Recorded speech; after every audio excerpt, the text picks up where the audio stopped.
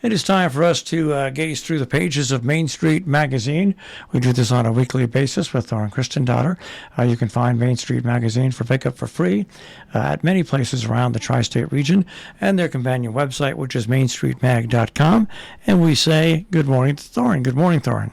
Good morning. How are you? I am fine, especially with the week-long beautiful summer weather. We had a great weekend this past weekend, so I'm all set for the next 10 days.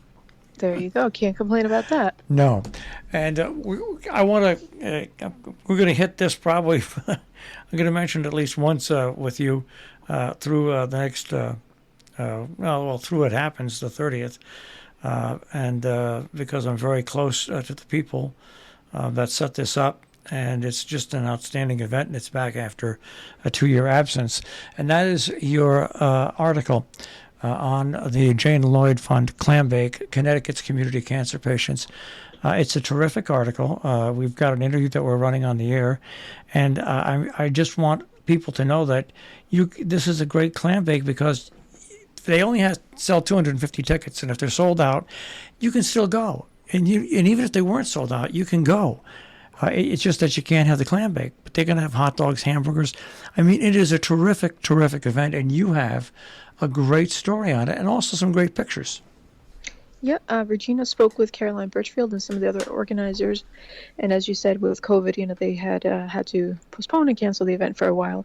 So it's very exciting that it's back, and it's as you were saying, it's for a wonderful cause, and it goes back many years to when Jane Lloyd herself, who the fund is named for, when she was struggling with cancer, and unfortunately passed, but they created this in her name to help families dealing with someone in their family who has cancer.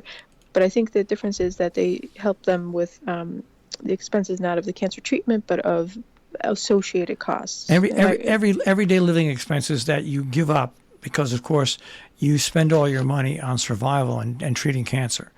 And so the money that's raised goes to cover those other expenses that you have in life that you have not put the money towards. It's just an outstanding organization. And Thorne, during the 2 years they were absent, this is a big fundraiser and a big image, an image for them, okay? Yes. And also in the wintertime, they all used to have a dance, and that has been postponed for 2 years at the White Hart.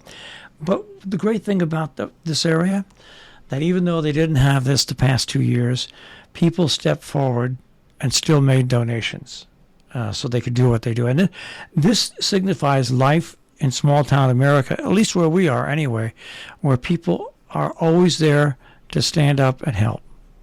Exactly, and so this is one of these core events that I love about our community as well. Now, when I was growing up, we always had family dinners, and it was great about it was my grandmother and her sisters, when they were around, we got together, cooked, and it included my grandmother, cousins, brothers, sisters, on a daily basis, uncle, aunt, and brothers and sisters, and mom and dad, and my grandmother. Family dinners were a very, very big thing. You had them. As a matter of fact, we had, I know this is going to shock some, there were dining rooms at once in people's houses. Not eating spaces, but dining rooms. Well, anyway, you've got a great story, the family that eats together. And what's interesting about it is it has changed a lot. The family dynamic has changed a lot.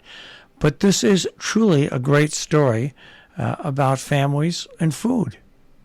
Yeah, Mary O'Neill wrote this, and she proposed it when we were talking about the food and drink issue, and how there's a lot of research that has come out about the impact that, if families sitting together having one meal a day or, a couple times a week, if that's possible, the impact that it has mentally, physically, and so on.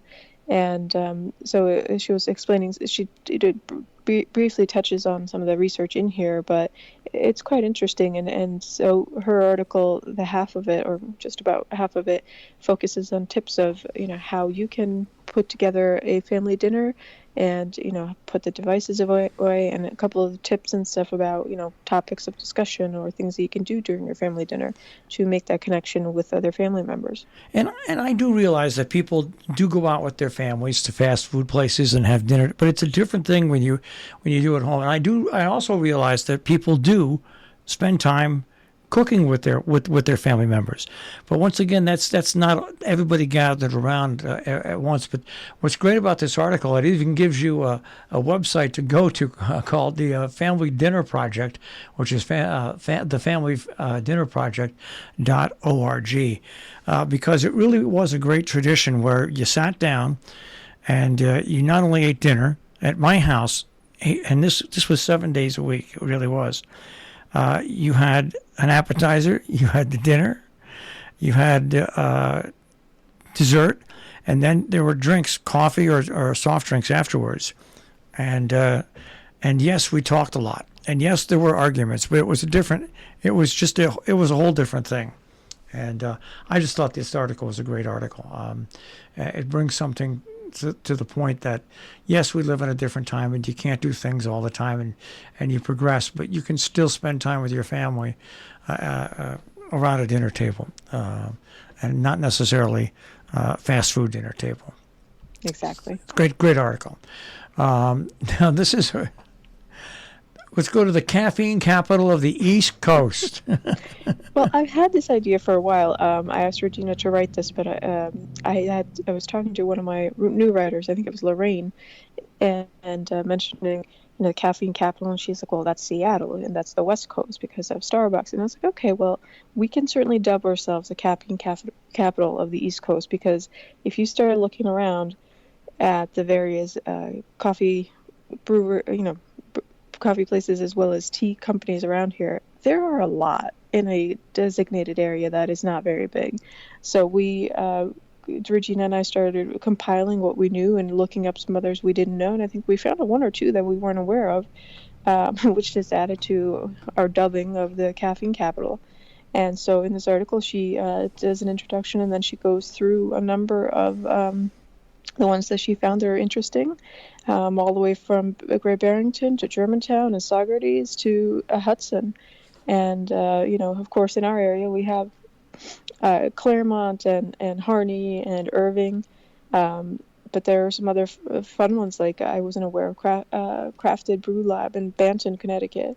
And then there's Reverie Coffee Company down in Dover. They also have tea, so they have both coffee and tea. So it was quite fun to discover some of these and learn more about others that I was familiar with. I remember years ago walking in New York City and seeing a storefront being worked on, coming soon, Irving Farms. Yeah. But yeah, I also remember they came in for an interview once and they bought a jug of coffee, and it was unbelievable. And I had 2 cups, but it nearly blew my head off because I had it in the afternoon, and I always have just if I'm going to have coffee, a cup in the morning. But we are very lucky. We have so many different interesting coffee roasters, as you say, tea companies, even not only breweries for beer, but whiskey distilleries as well. I mean, this area has really turned into quite an amazing area for things like that.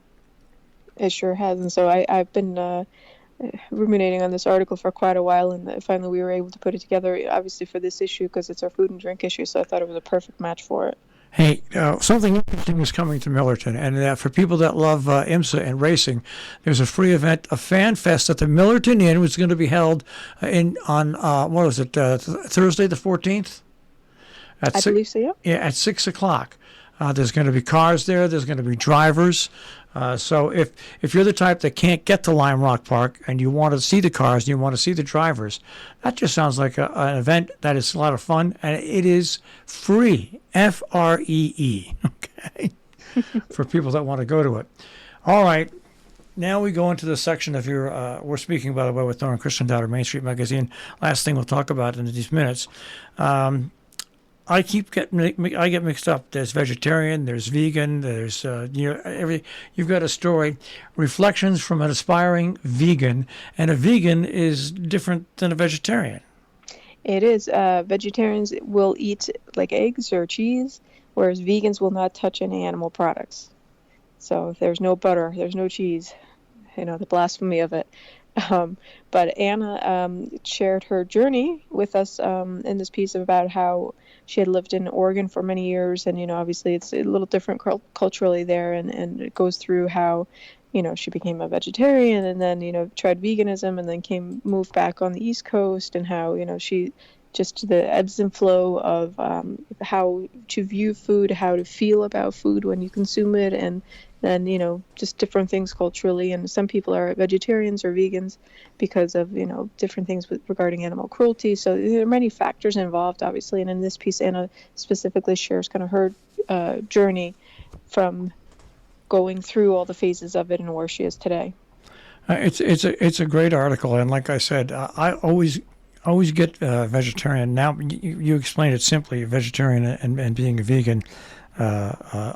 Separate, and it's there's so many different diets out there. One of the things they're investigating, I've got some problems that are causing, and and one of the things they're investigating is I might not glucose, and if I lose the ability to eat glucose, I don't know what I'm going to do.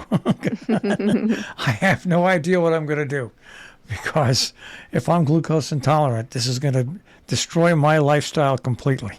So I hear you. Yeah, well, anyways, this is once again Main Street Magazine. There's just a ton of different articles. This is the food issue, of course, and we're past July 4th. And what do you have on tap for next week? For next month, by the way. Next month, the articles are starting to trickle in. August is usually just no specific theme, because for our readers that know, we have a couple of themes throughout the year. And so August is one of those months, so we kind of do a little free-for-all. It's kind of a little bit of everything. So, it's a potluck for my writers. They what they focus on, obviously, we have our usual, articles. We'll have a recipe. We'll have an artist profile and an entrepreneur feature. But other than that, we have a mixture of stuff that is both seasonally specific as well as just fun or interesting. All right, that's Main Street Magazine, available on the web at mainstreetmag.com, and also for free pickup throughout the tri-state region. Thorin, we'll speak to you next week. Sounds fantastic. Take care. Thorin Christian Dowder this morning here on the Breakfast Club on Robin Hood Radio.